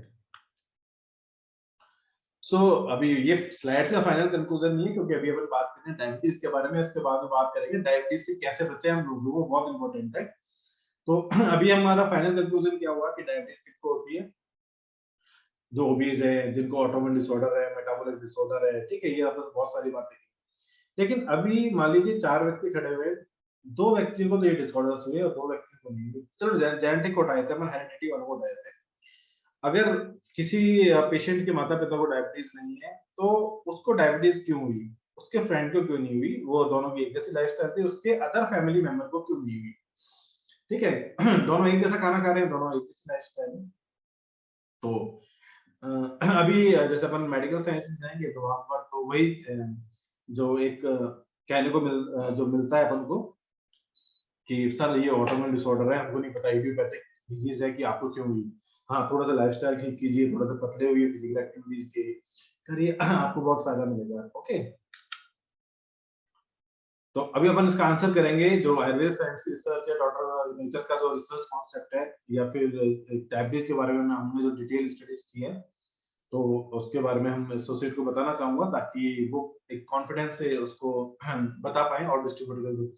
मैं कहना चाहूँगा दोस्तों कि अगर डायबिटीज़ और डॉक्टर नेचर के प्रोडक्ट्स को आपने पकड़ लिया ना, एक व्यक्ति 1 महीने के अंदर आराम से 20,000 बीवी का बिज़नेस कर सकता है। इतने पेशेंट हैं, तो try to search the patients, try to search the pre diabetic patient. अपने समाज में जो भी आपको लगता है कि हाँ भाई इनको डायबिटीज़ होने की संभावना बहुत ज़्यादा है, इनकी लाइफ़स्टाइल ऐसे उनको एक एजुकेशन दीजिए, उनको समझाइए और अ, उनको डायबिटीज़ होने से बचाइए। मैं डायबिटीज़ होने के बाद में ट्रीटमेंट को ठीक है, इट्स करना पड़ेगा। लेकिन अगर उससे पहले पार्ट में अगर अपन ने डायबिटीज़ को रोक दिया तो वो एफर्ट सबसे ज़्यादा होंगे उस व्यक्ति को बचाने के लिए। तो अभी ये है कि एक व्यक्ति में इस तरह के डिसऑर्डर्स बहुत ज़्यादा हो रहे हैं, एक में कम हो रहे हैं, तो उसका सीधा-साधा आंसर है by storage of toxins in the body. आज हम जो खा रहे हैं या जो हम लोग पी रहे हैं, पीने से पानी याद आ गया, पी रहे हैं या फिर हम लोग एयर जो इंटेक कर रहे हैं वो पॉल्यूटेड है, बहुत ज़्यादा पॉल्यूटेड है। चाहे आप उसको आरओ से क्लीन कर लें, चाहे किसी से भी क्लीन कर लें, पानी में प्रॉब्लम्स होती हैं। अपने फूड में तो हमको पता ही नहीं क्या मिला रहे हैं, क्या नहीं मिला रहे। अपना जो डीजल पेट्रोल के कारण जो अपना पूरा एटमॉस्फेयर फैक्ट्री के कारण जो है वो तो पूरा केमिकल के थ्रू है ही, तो अपन जो भी ब्रीथ लेते हैं। अभी ये जन प्रॉब्लम क्यों हो रही है? Because of pollution. भाई ड्राइव कर रहा हूँ, मैं भी सिटी में ड्राइव कर रहा हूँ या फिर पेशेंट्स हैं उनके, कोई अस्थमा वाला आ रहा है, कोई कितना आ रहा है, तो अब तो रेगुलर मास्क, अभी तो कोविड में लगाता तो रेगुलर मास्क यहाँ चलो डॉक्टर नेचर के ऑफिस में तो एक इम्यून सिस्टम जनरेट रहता है, यहाँ पर तो नहीं है, लेकिन वहाँ तो पूरा मास्क लगा रहना पड़ता है पूरे टाइम में। तो by imbalance diet and lifestyle. दूसरा कारण क्या है? इम्बैलेंस डाइट, जो मैंने आपको बताया था। इम्बैलेंस डाइट से क्या अपन मिनरल्स कम ले रहे हैं, विटामिन्स कम ले रहे हैं, फैट, कार्बोहाइड्रेट ये चीजें अपन ज्यादा ले रहे हैं। ओके, तो बाकी storage of heavy metals and free radicals in body, तो अभी ये अंतर जो मैंने बताया कि भाई दो पेशेंट्स हैं, 4 जने इकट्ठे हैं, 2 को डायबिटीज हुई, 2 को क्यों नहीं हुई? ठीक है। अब ये है कि चलो खान-पीन हमारा लगभग सबका सेम था, सब कुछ एकदम सही था, लेकिन हम 2 को ही हम तो एक रूम में रहते हैं, एक जैसे खाना खाते हैं। देखो अपनी बॉडी है वो अलग-अलग है। उसकी जो एक क्या उसको बोलते हैं कि एक प्रकृति है वो बहुत अलग है, ठीक है? तो कई अपनी बॉडी में इस तरह के सिस्टम्स होते हैं कि कईयों की बॉडी को झेल जाती है इन टॉक्सिन्स को, इन रेडिकल्स को, इन इम्प्योरिटी को, इम्बैलेंस डाइट को, ठीक है? लेकिन कईयों की बॉडी अडॉप्ट नहीं कर पाती और उनको विभिन्न तरह की बीमारियाँ हो जाती है, चाहे डायबिटीज़ हो। अब मैं जैसे आपको बताऊँगा कि अभी ये मेटाबॉलिक साइकिल का जो डिसऑर्डर हुआ, बॉडी की जो इम्यूनिटी है वो डिक्रीज़ हुई, ब्लड की थिकनेस इंक्रीज़ हुई, तो क्या होगा? इससे क्या है कि किसी ना किसी ऑर्गन के अंदर प्रॉब्लम होगी, उस ऑर्गन से संबंधित बीमारी हो जाएगी। मान लो पैंक्रियाज में प्रॉब्लम हुई, तो क्या हो गया? डायबिटीज। थायराइड ग्लैंड में प्रॉब्लम हुई, तो क्या होगा? हाइपो या हाइपरथायराइड। हाँ, नेक्स्ट मैं जो ट्रेनिंग लेने वाला हूँ वो थायराइड के ऊपर लेने वाला हूँ। थायराइड क्योंकि अभी एक सरी सिंह जग्गी जी ने मुझे रिपोर्ट भेजी थी, बड़ी अटपटी रिपोर्ट थी। पेशेंट को एक दूसरी तरह की बीमारी थी और दूसरा तरह का डायग्नोस करके उसको अलग तरह की बीमारी करके अलग तरह की दवाई देके दूसरी बीमारी बना दी। बहुत इंटरेस्टिंग सी स्टोरी है, तो उस ट्रेनिंग के दौरान मैं आपको बताऊंगा। अगर हार्ट के अंदर अगर प्रॉब्लम हुई तो एमआई एंजाइना इस तरह की प्रॉब्लम होती है। ओके, तो दूसरा मैं आपको एक और अलग सा कॉन्सेप्ट बता रहा हूँ कि आपने देखा कभी लैब टेस्ट में आपके सर हमारे कितनी इम्प्योरिटी है, प्लीज नाप दीजिए, डायोक्सिन कितने हैं हमारी बॉडी में, हैवी मेटल्स कितने हैं, आप प्लीज नाप दीजिए ना, हमारे बॉडी के अंदर टॉक्सिन्स कितने हैं। आपको एक भी लैब पैरामीटर्स नहीं मिलेंगे जो कि इन चीजों को मेजर कर सके। उसका रीजन क्या है? बिकॉज मेडिकल साइंस में ये तो रिसर्च नहीं की इस बारे के अंदर, या फिर उन्होंने इस कॉन्सेप्ट को माना नहीं। ओके, तो इस तरह के कोई टेस्ट इनके पास में मेडिसिन अवेलेबल नहीं है कि अगर बॉडी में कोई टॉक्सिन या रेडिकल्स है या फ्री रेडिकल्स हैं या फिर पेशेंट को ऑक्सीडेटिव स्ट्रेस है, तो उसको ठीक करने के इनके पास में कोई मेडिसिन नहीं है, इसलिए कोई भी लैब टेस्ट अवेलेबल नहीं है। इनके पास में जिनको ठीक करने की दवाई है इस साइंस के पास में, उसके उनके पास सारे टेस्ट मिल जाएंगे। जैसे डायबिटीज को ठीक तो क्या कंट्रोल करने के लिए जो है, थायराइड को कंट्रोल करने के लिए तो थायराइड के टेस्ट मिल जाएंगे, कोलेस्ट्रॉल को कंट्रोल करने के लिए दवाइयां तो आपको थायराइड की मेडिकेशन मिल जाएगी, ठीक है।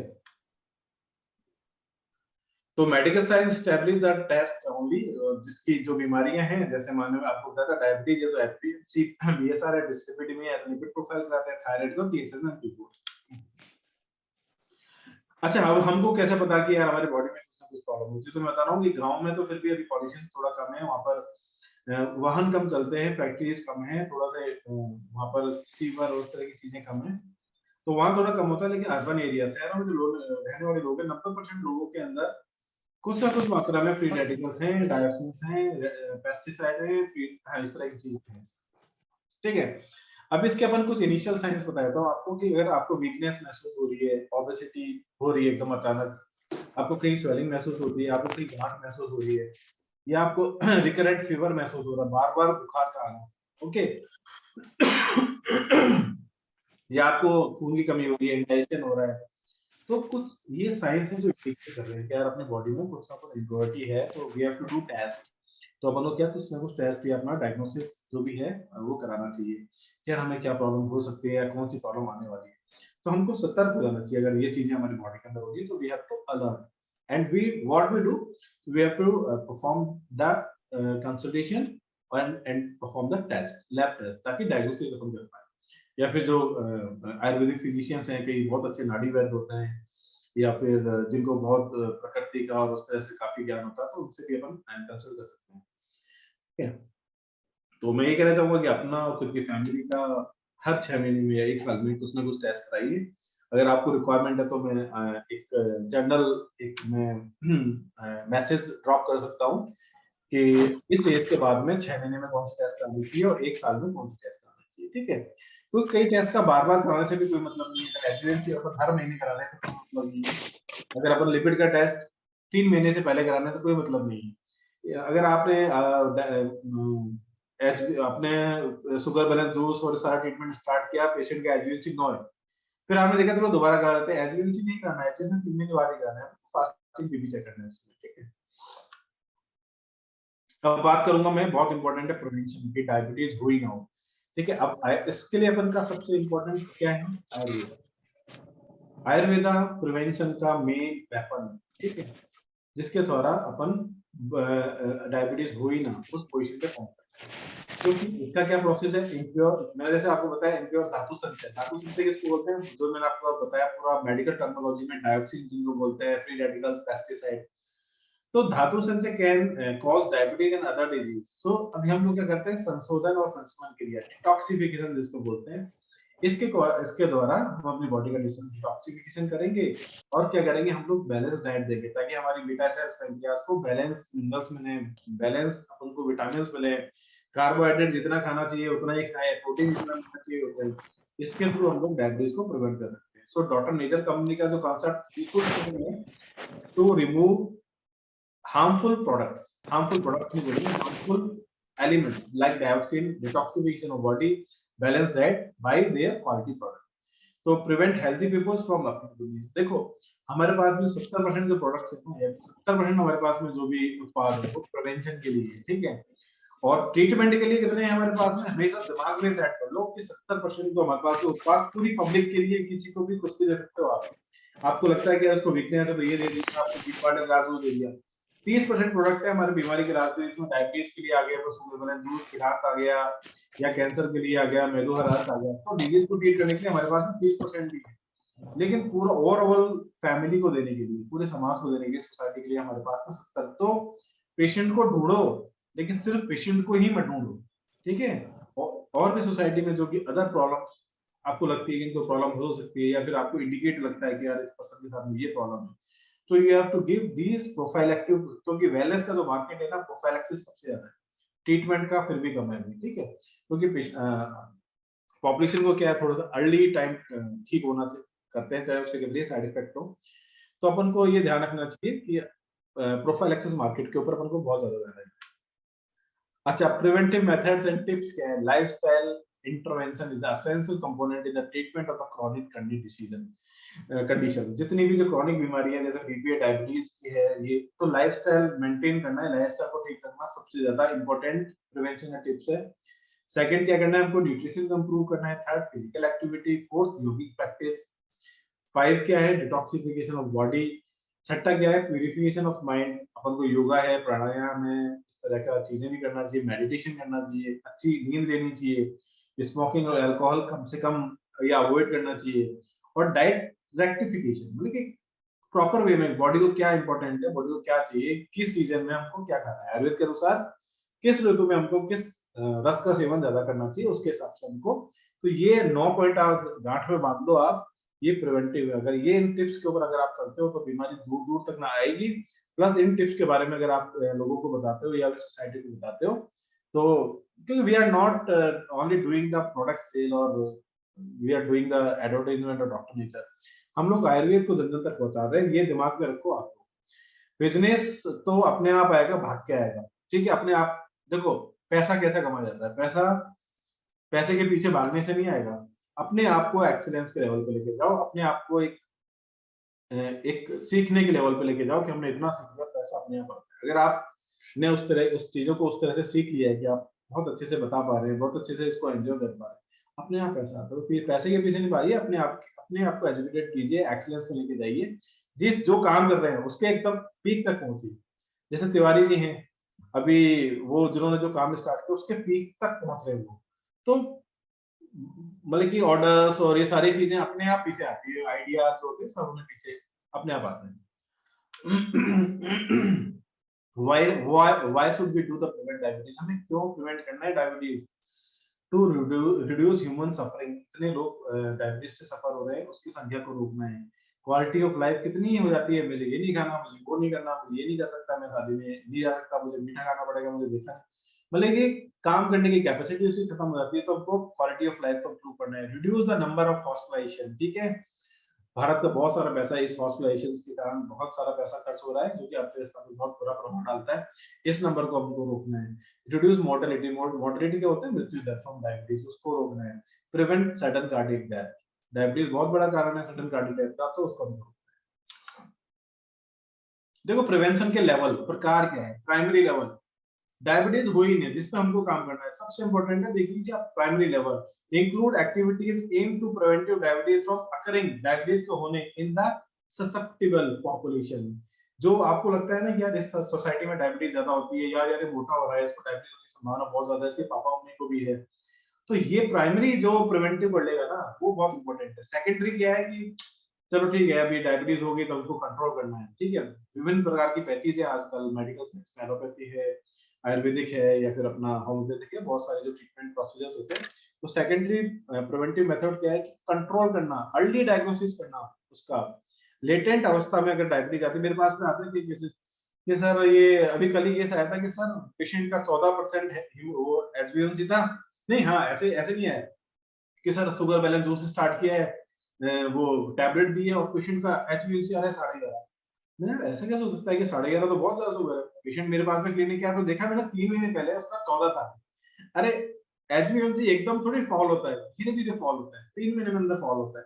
तो इतना टेंशन, इतना चिंता नहीं करनी। डायबिटीज कब नुकसान पहुंचाती है, जब बढ़ी हुई डायबिटीज 1 साल 2 साल 3 साल, तो 4-5 दिन डायबिटीज बढ़ गई, 10 दिन बढ़ गई, 1 महीना बढ़ गई, बॉडी को नुकसान नहीं होता, ठीक है। ये हमेशा ध्यान रखना है। तो स्ट्रेस नहीं लेना अपन को इस चीज का, तो केस टू केस जाना है। अब एक तो ये था 11.5 आ गई तो अरे यार प्रोडक्ट ने काम ही नहीं किया, एक 14 से 11.5 आ गई, you have to take positive on approach जब आप डील करते हैं ना पेशेंट के साथ में। तो तीसरा क्या है जिसको टाइटली बोलो, prevent complications and disability issues of diabetes. अब डायबिटीज तो हो गई, लेकिन हमने उसको अर्ली डायग्नोस कर लिया, इतना अच्छा कंट्रोल कर लिया कि डायबिटीज के कारण जो कॉम्प्लिकेशन बोले कि जो मैंने बताया ना पूरी बीमारी की जो चेन है उनको होने से रोकना है, ठीक है। तो यहाँ पर देखो प्रिवेंशन कितना अच्छा वर्क कर रहा है कि डायबिटीज को होने से रोका, अगर हो गई तो उसको जल्दी से डायग्नोस किया, उसको अच्छे से कंट्रोल किया। और फिर हमने तीसरा, चलो उस अटेम्प्ट में भी हम लोग रह गए कि यार हम लोग अर्ली डायग्नोस नहीं और पेशेंट को डायबिटीज हो गई, तो हमने कम से कम डायबिटीज के कारण होने वाले कॉम्प्लिकेशन तो रोके। तो ये प्रिवेंटिव अप्रोच रहनी चाहिए डॉक्टर नेचर एसोसिएट से, या फिर आप जो भी एजुकेशन ले रहे हैं, या फिर जो लोगों को भी इस तरह की नॉलेज है, ठीक है। मैंने जैसे आपको बताया था कि प्राइमरी प्रिवेंशन का जो अप्रोच है क्या करना है, preventive the emergency risk of factor, maintain the body weight, अपन को adoption of healthy nutrition habit and physical exercise, high risk strategy वगैरह, सेडेंटरी लाइफस्टाइल, ओबेसिटी है, और जो भी मैंने जो बताया थी चीजें कि जो हाई रिस्क कैटेगरी के उनको अवॉइड करना है, तो ये क्या आ जाते हैं प्राइमरी प्रिवेंशन। हमारा प्राइमरी प्रिवेंशन में ये सारी चीजें एंटर होती हैं। Diet and physical activity reduce the incidence of type 2 DM, ठीक है। और डाइट एंड एक्सरसाइज, ये एक स्टडी के बारे में बता रखा है कि पेशेंट को आधे पॉपुलेशन को डाइट एंड एक्सरसाइज पे डाला और आधे पॉपुलेशन को नहीं डाला। तो जिनको डाइट एंड एक्सरसाइज पे डाला, डाइट का मतलब है कि क्या डायबिटीज में खाना चाहिए, जो मैंने आपको बताया, तो उनका डायबिटीज जित 1 या 2 गोली से कम होता है, उतना डाइट एंड एक्सरसाइज से कम हो गया। मतलब आप देखोगे अगर डाइट एंड एक्सरसाइज प्रॉपर्ली हो तो पेशेंट का HbA1c जो होता है 1 से 1.5% डाउन हो जाता है। आप एक्सपेरिमेंट करके देख लेंगे। अगर प्रॉपर जो अगर मैंने कोई डाइट एंड एक्सरसाइज का फॉर्मूला बता दिया, अगर पेशेंट उसका फॉलो करता है तो 1 से 1.5% तो HbA1c वैसे डाउन हो जाएगा, 1 से 1.5 हमने प्रोडक्ट कर देंगे। तो अगर अपन 10 वाले को 7 पे लेके आ गए, अपना हो गया काम। अपन को ये तो चाहिए कि HbA1c पेशेंट के कितना आना चाहिए, 7। अंडरस्टैंड? ये वही लेवल्स जो मैंने आपको बताए थे, इट्स रिपीटेड स्लाइड। तो प्राइमरी, सेकेंडरी एंड टर्शियरी। और अब हमको ये प्रिवेंटिव क्यों करना चाहिए, तो अच्छा दूसरा ये है कि ये इसमें कुछ एलोपैथी और आयुर्वेदिक ड्रग्स का कुछ कॉम्बिनेशंस के बारे में मैंने चर्चा करूंगा आगे वाली स्लाइड्स में, ताकि अभी ज्यादा स्लाइड्स नहीं है, आपको 10 स्लाइड्स ऑफ देखने को मिलेगी, ये थोड़ी डिफरेंट स्लाइड्स हैं, तो इसका आप एकदम कंसंट्रेट होकर देखिए। तो ये जो हमने बता रखा है कि एलोपैथी और आयुर्वेदिक ड्रग्स के अंदर में क्या डिफरेंस होता है, उसके बारे में बताऊंगा आपको। अच्छा, ये पहले तो एक डाइट के बारे में है कि हमारे जो प्लेट, मैंने एक मेथड बताया जिसमें तिवारी जी ने भी चर्चा की थी, प्लेट 1 और प्लेट 2 मेथड। प्लेट 1 में डायबिटीज वाले पेशेंट को क्या रखना है, कच्चा खाना, जो मैंने आपको बताया था, सारे सलाद आ गए, फ्रूट्स आ गए, छाछ आ गई, इस तरह की चीजें। और फिर और कितना लेना है, अपने वजन का 0.5%। ओके, मान लो 70 किलो है तो 350 ग्राम, 80 किलो है तो 400 ग्राम लेना है। फिर अपन को क्या करना है, plate 2।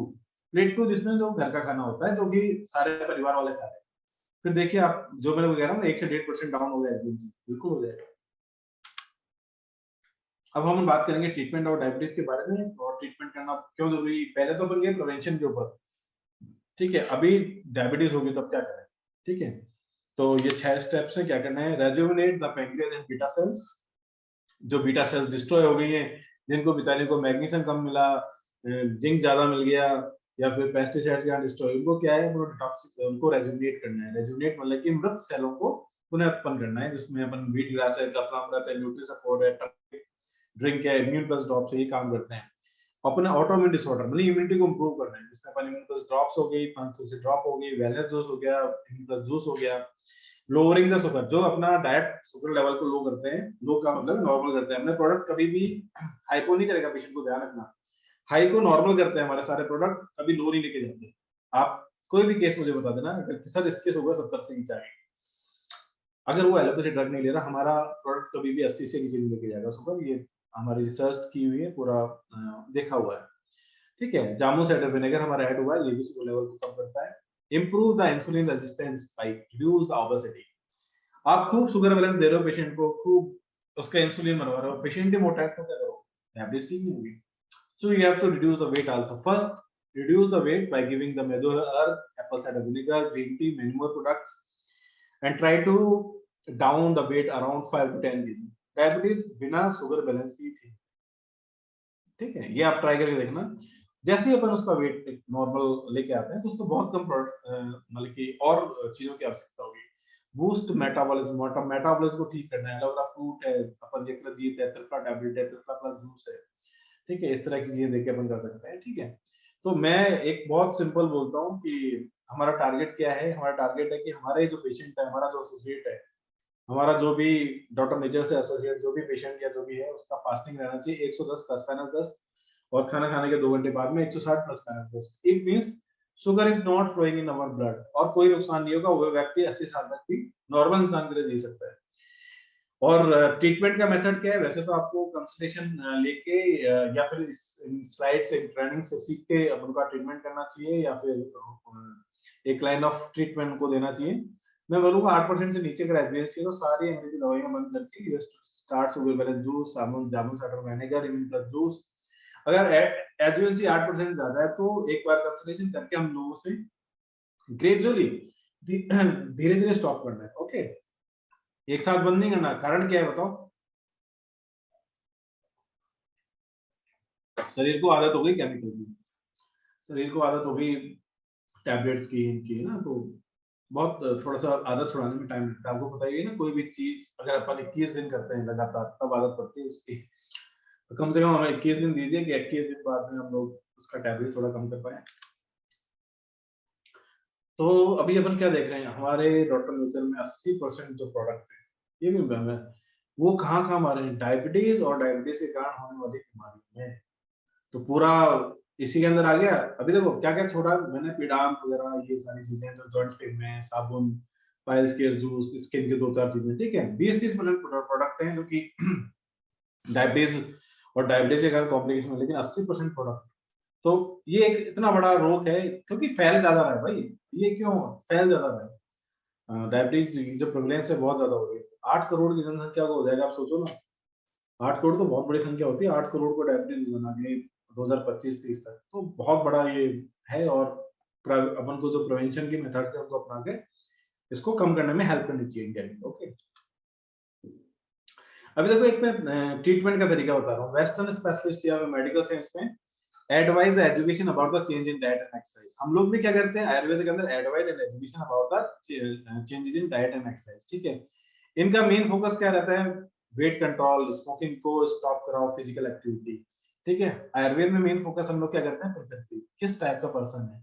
Lifestyle advice according to वात पित्त कफ, ठीक है। बीपी के क्या है? वात पित्त कफ के अकॉर्डिंग उसको लाइफस्टाइल। भाई कफ है बहुत सेडेंटरी है तो उसको बोलेंगे भाई तू एक्टिव बन, 1 घंटा दौड़ के आया कर, एक्सरसाइज किया कर। अगर बहुत ही ज्यादा दौड़ रहा है, वो बहुत ही ज्यादा अपने बेचारे उसको जो भी एनर्जी है उसको ले डाउन कर रहा है, तो उसको बोलेंगे भाई थोड़ा सा फिजिकल एक्टिविटी, थोड़ी लिमिटेशन कीजिए ना, योगा और मेडिटेशन। तो आप देख लो ना फर्क जो है वो चीज का जो अपन क्या कर रहे हैं। वेस्टर्न स्पेशलिस्ट में क्या है कि जैसे डायबिटीज होती है तो अपन क्या करते हैं? मेटफॉर्मिन, स्पेलिंग गलत की हुई है इसमें, यही लगा रखा है। Metformin upon first line of treatment देते हैं, ठीक है। मेटफॉर्मिन क्या करती है? Works by reducing the amount of glucose made by the liver, ठीक है। अब मैं बताता हूँ ये साइड इफेक्ट खतरनाक मेटफॉर्मिन का। जिसने भी 2 साल खा लिए तो क्या कर रही है वो, लिवर जो कि सुबह सुबह ग्लूकोज निकाल रहा है, ठीक है, उसको प्रोबिटेट कर रही है। उससे क्या होगा? फैटी लिवर हो जाता है। और लेकिन उससे फायदा ये क्या है कि हम सुबह से करते हैं तो कम आएगी, क्योंकि लिवर में जो संग्रहित ग्लूकोज है वो आएगी ना। अब आयुर्वेदा में हम लोग क्या करते हैं? इंट्रोडक्शन ऑफ शोधन थेरेपीज, ठीक है, संशोधन, detoxification of body. Main focus क्या है? On cleaning all unwanted toxins from the body in order to give the body tissue the chance of repair and renew. पुनरुत्पत्ति, रेजुमिनेशन, हमारा कॉन्सेप्ट क्या है? जो मृत सेल्स हैं उनको ही ठीक करना ताकि नेचुरल इंसुलिन बने। पंचकर्मा, पंचकर्म एक बहुत बड़ी, एक डॉक्टर रीटा को मैं रिक्वेस्ट करूंगा कि आगे कभी पंचकर्म के ऊपर ट्रेनिंग लेगी, क्योंकि वो थोड़ी सी एक्सपर्ट है इस बारे में। तो ये पंचकर्म बहुत बड़ा एक रोल अदा करता है, और हम लोग डेफिनेटली पंचकर्म के ऊपर भी जितने भी प्रोडक्ट्स हैं जो कि काम आते हैं, हम लोग सारे प्रोडक्ट्स में डॉक्टर नेचर में हम लोग अकोमोडेट करेंगे ताकि पंचकर्म विधि भी हम लोग अडॉप्ट कर पाए। अभी ये साइड इफेक्ट बताता हूँ मैं। मेटफॉर्मिन या फिर जो सेकंड नंबर पे ड्रग देती है जिसको बोलते हैं glycoside, diarrhoea, loss of appetite, metabolic test, ठीक है। ग्लाइकोसाइड क्या है? मतलब बहुत सारे साइड इफेक्ट्स हैं, ठीक है। फायदा तो कर रही है लेकिन साइड इफेक्ट्स बहुत ज्यादा हैं। तो इसलिए हम लोग चाहते हैं, किसी साइंस की बुराई नहीं कर रहे, किसी साइंस के लिए हम लोग ऐसे नहीं कह रहे कि हाँ भाई नहीं लेना चाहिए। इन लोगों ने भी बहुत पढ़ाई, ये रिसर्च की है, इतना पैसा खर्च हुआ है, ये ड्रग्स आई है, इनके फायदे ज्यादा है नुकसान कम, लेकिन फिर भी जो छोटे मोटे नुकसान है वो बहुत ज्यादा हो जाते हैं कई बार लंबे समय तक दवाई लेने के लिए। तो मेरा कहने का मतलब क्या होता है? कोई छोटे समय तक एलोपैथी दवाई लेता है, डोंट वरी, कोई दिक्कत नहीं, ठीक है। लेकिन अनप्रिस्क्राइब नहीं लेनी चाहिए। मेडिकल स्टोर पे जाके खरीद के लाके नहीं लेनी चाहिए। प्रिस्क्राइब लो, थोड़े समय के लिए लो। Allopathy is very good in surgery, छोटा छोटा जो ट्रीटमेंट होता है, लाइफ सेविंग ट्रीटमेंट, ठीक है। लेकिन लंबे समय तक की बीमारी, जो बीमारी है उसमें try to reduce the allopathy drugs. Okay, what is and why Ayurveda can support people of with diabetes, ठीक है। आयुर्वेद डिफरेंट क्या है कि different person to person different होता है। आपने देखा होगा ना, कईयों को तो बहुत अच्छे रिजल्ट आ गए, कईयों को थोड़े से कम है, कईयों को नहीं आ रहे, ठीक है। तो वो पर्सन टू पर्सन डिपेंड कर रहा है। तो हमको एक जैसे कंसल्टेशन करके कि भाई क्या कमी रहेगी, आपको उस पे आगे अप्रोच करना चाहिए, ठीक है। ऐसा नहीं होना चाहिए कि अभी रिजल्ट नहीं आया तो कुछ मतलब नहीं है। कुछ ना कुछ कारण रहा होगा। मैंने ऐसे ऐसे कारण ढूंढे जो एकदम हिडन कारण थे कि यार ये अभी कोई नॉर्मल एसोसिएट उस कारण को कैसे निकाल पाएगा, ठीक है? तो आप लोग अप्रोच कीजिए, बात कीजिए, डिसअपॉइंट कभी मत होइए, ठीक है? The Ayurvedic approach gives the hope to the diabetic patient there is a possibility to stop medication. एक आयुर्वेद ऐसी चीज है जो कि क्योर या रिवर्स ऑफ डायबिटीज की संभावना ला सकती है, ठीक है? ये बहुत इंपॉर्टेंट पॉइंट है कि ये क्योर और उसकी संभावना ला सकती है, ठीक है? मोर ओवर अदर मेडिकेशन, अच्छा अदर जो मेडिकेशन होती हैं कॉन्स्टिपेशन करती हैं, हाइपर एसिडिटी करती है, जनरल डिएबिलिटी, स्लीपनेस, बहुत सारे जो साइड इफेक्ट्स होते हैं वो होते हैं। अपनी ड्रग्स के कारण ये नहीं होता, ये आयुर्वेद की ड्रग्स के कारण जो डायबिटीज को कंट्रोल होती है ये नहीं होता। कॉम्प्लिकेशन सच है सडन हाइपोग्लाइसीमिया और हाइपरग्लाइसीमिया या हाइपोग्लाइसीमिया ये कम होता है, इनफ्रीक्वेंट होता है, ठीक है? मेडिकल साइंस में या फिर जो एलोपैथी मेडिसिन उनमें बहुत ज्यादा होता है, या तो एकदम पेशेंट की शुगर डाउन हो गई या बढ़ गई या डाउन हो गई, अपना लगभग कांस्टेंट चलता है आयुर्वेद में, ठीक है? Complication of long standing diabetes are uncommon while patient taking the Ayurveda treatment. तो जो डायबिटीज का जो कॉम्प्लिकेशन बहुत सारी बीमारी होती है उसका भी संभावना कम होती है जो पेशेंट आयुर्वेद ट्रीटमेंट लेता है। ये कुछ रिसर्च बेस्ड टॉपिक्स है कि मतलब किस तरह से आयुर्वेदिक और वेस्टर्न जो प्लान ऑफ ट्रीटमेंट है उसमें कैसे डिफरेंशिएट करते हैं। तो ये मेरी आज का पूरा लिटरेचर था कि डायबिटीज क्या है, डायबिटीज को कैसे प्रिवेंटिव मेथड से क्या कैसे ट्रीटमेंट करना है। कुछ अपने प्रोडक्ट हैं जिनकी डिटेल मैंने पिछले सूत्र प्रोग्राम में ली थी, इसके एक एक इंग्रेडिएंट के बारे में कि ये कैसे काम करते हैं। तो अपने जो प्रोडक्ट हैं वो शुगर बैलेंस जूस है, इम्यून प्लस ड्रॉप्स है, ये यूज कर सकते हैं, केस टू केस डिफर करता है। जामुन साइडर विनेगर डायबिटीज में बहुत हेल्प करता है। टर्मरिक ड्रिंक एंड मिक्स है, ये भी बहुत डायबिटीज में हेल्प करता है। इसकी पूरी डिटेल्स हमने पिछले सूत्र प्रोग्राम में दिया था, इसकी डिटेल स्लाइड्स भी उपलब्ध होंगी, प्लस ये जो स्लाइड्स हैं ये भी आपको उपलब्ध करा दी जाएंगी। तो thank you very much. Hopefully मैंने 1 घंटे में एग्जैक्ट 1 घंटे में फिनिश कर दिया। अभी स्टार्ट किया था मैंने 6:10 पे। होपफुली मेरे को आई आई होप कि आप लोगों को पूरा समझ में आया होगा। फिर भी कोई क्वेश्चंस है या फिर कोई भी कंसर्न है आपके तो डेफिनेटली आप मुझे बताइए। मैं क्योंकि डायबिटीज जो है अगर इस एक ग्रुप पे अगर अपन बहुत अच्छे से कंसंट्रेट और एजुकेट हो जाते हैं तो आगे आने वाली चीजें अपनी बहुत ईजी रहेंगी।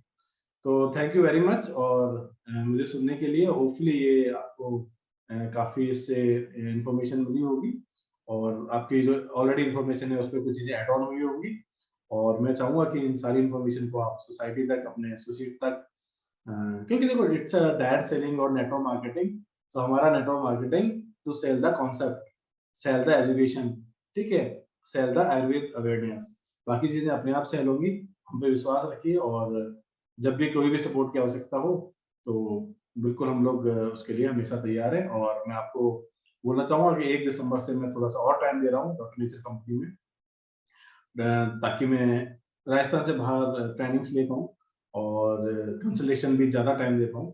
तो होपफुली मैं उसकी कुछ मेरा जो बैक जॉब जो है मेरा जिस डिपार्टमेंट के अंदर मैं पिछले 15 साल से काम कर रहा हूँ रिसर्च एंड डेवलपमेंट, तो वहाँ पर कुछ टाइम देने की अभी बातचीत चल रही है। तो डेफिनेटली कुछ ना कुछ उसका आउटपुट शीघ्र निकलेगा जो आपको बता दिया जाएगा।